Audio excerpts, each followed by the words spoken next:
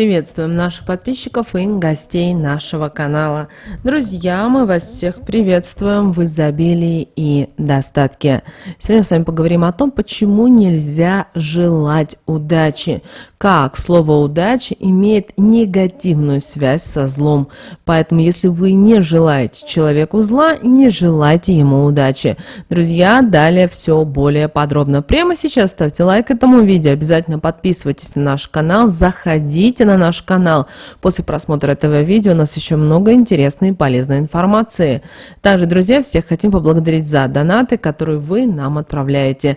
Нам очень-очень приятно. Вы знаете, все слова, выражения, которые мы произносим, наделены определенной энергией, вибрацией и излучают свой особенный посыл.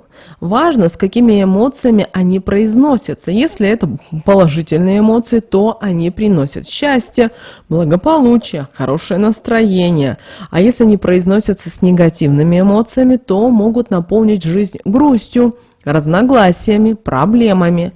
Поэтому, если вы произносите определенные слова, выражения, задумайтесь над тем, какой результат будет от этого, так как вы должны понимать, что все они будут воплощены рано или поздно в жизнь. А хотели ли бы вы, чтобы те или иные слова, выражения исполнялись? Когда кто-то из наших близких отправляется на решение каких-либо сложных вопросов, мы стараемся что ему сделать? Пожелать удачи и говорим: ни пуха, ни перышка, или ни пуха, ни пера, да? И пожелать удачи человеку – это знак вежливости. Он как бы не несет в себе ничего негативного. Такое пожелание можно услышать чуть ли не на каждом шагу, в любой ситуации. Даже иногда, прощаясь, люди говорят друг другу «удачи» или «желаю тебе удачи». Но так ли безобидно это пожелание? Можно желать успеха, счастья, благополучия, но с пожеланием удачи нужно быть очень осторожными. Почему же нельзя желать удачи, расскажут нам народные приметы, так как на этот счет существует несколько суждений. Если пожелать удачи, вслух произнести такое напутствие, то можно сглазить: все, что задумывалось, просто-навсего не сбудется, а выйдет совсем наоборот. Удача может и вовсе отвернуться от человека, если часто это слово произносить вслух. Человек лишится ее расположения. Темные злые силы, услышав пожелание, могут внести свою лепту в происходящее, помешав человеку успешно завершить начатое дело. Человек, получивший энергетический посыл, пожелание удачи, несколько расслабится, возможно, не все обдумает, не все просчитает и предпримет для того, чтобы получить желаемый результат, понадеявшись на вмешательство судьбы. Выражение «ни пуха, ни пера» возникло еще в давние времена. Это как бы пожелание успеха в каком-то нелегком и рискованном деле. Впервые это выражение возникло среди охотников. Они были уверены в том, что таким пожеланием можно было не сглазить результат охоты. Если присмотреться к этому выражению повнимательней и раздумывая, какой смысл это выражение имеет, то перо было связано с птицей, а пух со зверем. Другими словами, можно сказать, ни птицы, ни зверя желали данному человеку, то есть чтобы он никого не убил, не поймал, не принес добычу домой, а пришел с пустыми руками. В ответ же ему должны были сказать: «Пошел ты к черту». Делалось это для того, чтобы нейтрализовать негатив, который излучало данное пожелание, обманув тем самым и задобрив злых духов. Те, кто желал, и тот, кому желали, были уверены в том, что духи, которые при этом присутствовали, услышав негативное пожелание от человеку будут удовлетворены, и охота в таком случае будет удачной. Вот такой вот скрытый смысл данного пожелания, о котором мало кто знает. Многие, не зная тайного смысла такого пожелания, продолжают его говорить, иногда даже обижаются, когда их посылают к черту. Есть и категория людей, которая предпочитает говорить с Богом. Возникло это выражение потому, что все те, кто верят в Бога, уверены в том, что все, что происходит вокруг нас, тесно связано с Богом, что Он помогает и направляет людей по истинному пути. Благодаря Ему каждый из нас имеет в жизни то, что имеет. За послушание Бог награждает, а за непонимание, за плохие поступки, наоборот, наказывает. Поэтому многие верят в то, что только на Бога нужно возлагать все надежды, как Бог поступит, на что укажет, все так и будет.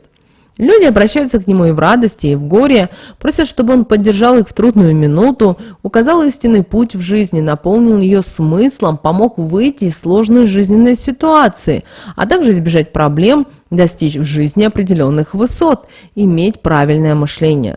Всего, чего может достичь человек в жизни, верующий человек считает, что это происходит по воле Бога, но не как результат его опыта, знаний, ума или стечения тех или иных обстоятельств.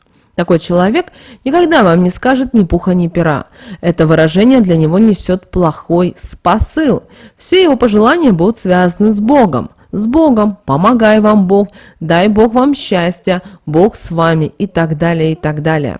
Чтобы все просьбы, пожелания закончились благополучно, принесли успех и радость, верующие люди обращаются к Богу. В нашей жизни часто встречаются люди, которые излучают светлые энергии, возле которых приятно находиться рядом, так как их присутствие вдохновляет на совершение различного рода благоприятных и добрых дел. Из них получаются хорошие наставники, они способны помочь найти в жизни правильный путь, у них все получается с легкостью, за что только бы они не взялись. Но есть и другая категория людей, негатив от которых начинает ощущаться на расстоянии, а находиться рядом с ними не только тяжело, но и практически невозможно. От них хочется побыстрее отойти, ведь их присутствие угнетает. Рядом с ними все планы и задумки разваливаются, одолевает лень и апатия. Поэтому мы подсознательно стремимся находиться рядом с первыми и стараемся поменьше бывать в обществе других, тех, кого мы считаем и называем злыми людьми, неудачниками, хотя что это за слова? Удача, неудачник, ведь на самом деле мы не знаем их истинного смысла. Благоприятное стечение обстоятельств мы до сих пор понимаем как одно из проявлений удачи. Однако это слово происходит от глагола «дать» и подразумевает значение «то, что дано», и выступает характеристикой человека. Удача – это то, что ему данный в данный момент, другими словами, это то, что дано Вселенной. Удача – это некая энергетическая сила наделяющего человека, которая определяет его жизнь, его либо успешные, либо неуспешные дела, его счастье или несчастье. Удача может быть сказываться на человеке благоприятно или нет, то есть быть как положительной, так и отрицательной. Если первый вид удачи связан с благополучием, успехом, то второй наоборот, приносит непредвиденные ситуации, грусть. Человек с такой удачей невезучий во всем, к чему не прикоснется. Удача может быть приобретена, потеряна или претерпеть изменения. Наши предки считали, например, что человек после того, как производил кражу, становился вором, а вор – это человек, который совершал негативные действия, притягивая тем самым к себе разрушительный негатив, в результате чего удача отворачивалась от него, так как и не хотела ему сопутствовать. В те далекие времена считали, что если у человека отсутствовала удача, то с ним переставали общаться, он был обречен на одиночество. Даже в настоящее время мы стараемся избегать таких людей, чтобы как бы от них не подхватить болезнь под названием неудача.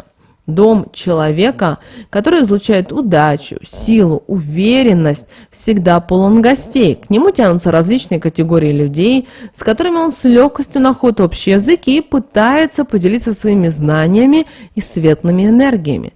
Люди стараются побыть с ним рядом хотя бы некоторое время, чтобы подпитаться его сильной энергетикой, как бы перенять часть удачи, которую он способен подарить. Считается, что в таком случае, что сколько бы этот человек не делился бы своей удачей, она от него не убудет, а наоборот только приумножится. Хорошо, когда руководитель крупного предприятия, организации обладает удачей, и она распространяется на людей, работающих с ним.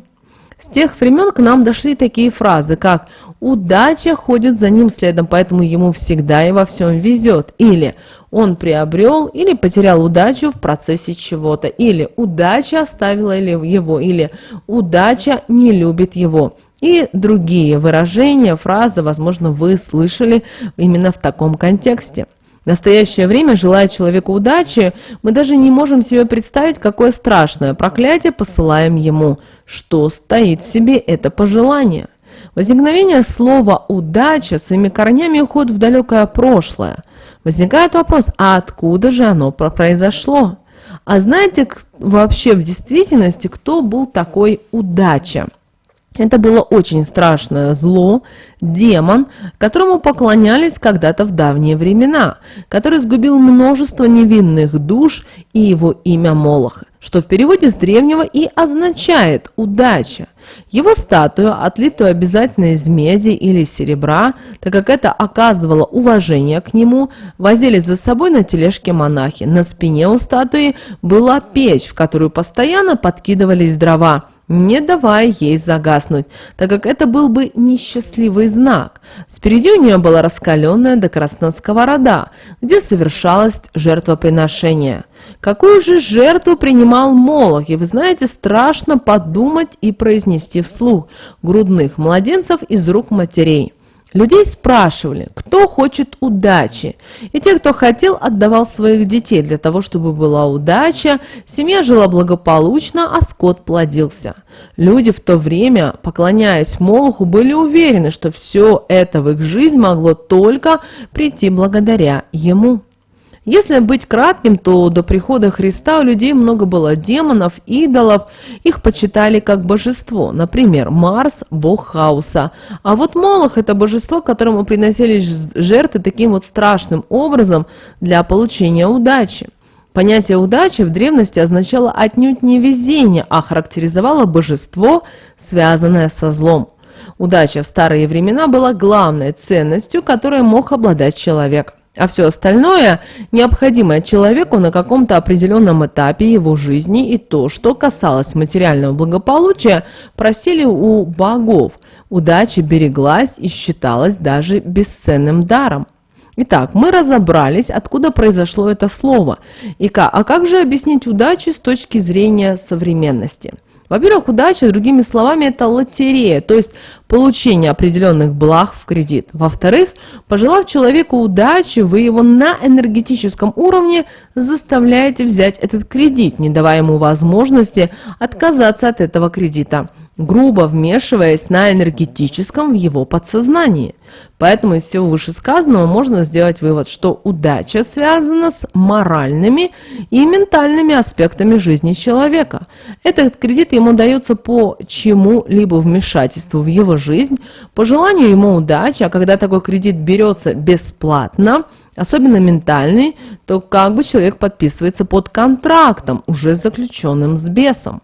Если человеку направлено пожелание удачи, то на энергетическом уровне он не может отказаться от такого бесплатно навалившегося счастья. Поэтому как бы под воздействием негативных злых сил лишается права на свой личный выбор, становясь подчиненным чему-то влиянию. Нельзя желать удачи врачу, хирургу перед операцией, так как они знают и уверены в том, что после таких слов любое врачебное вмешательство, связанное с телом человека или здоровьем человека, будет иметь непредсказуемые последствия. Поднимая в небо самолет, летчики тоже стараются избегать этого слова, боятся, что может в полете возникнуть непредвиденная ситуация, которая может плохо закончиться. Но, совершив полет, посадив самолет, с удовольствием слушать самые лучшие пожелания в свой адрес и то, как хлопают им люди за благополучный рейс. Пожелайте удачи спортсмену, и он с испорченным настроением будет принимать участие в соревнованиях, так как будет уверен в том, что успех покинет его, а значит, хороших результатов ему не видать.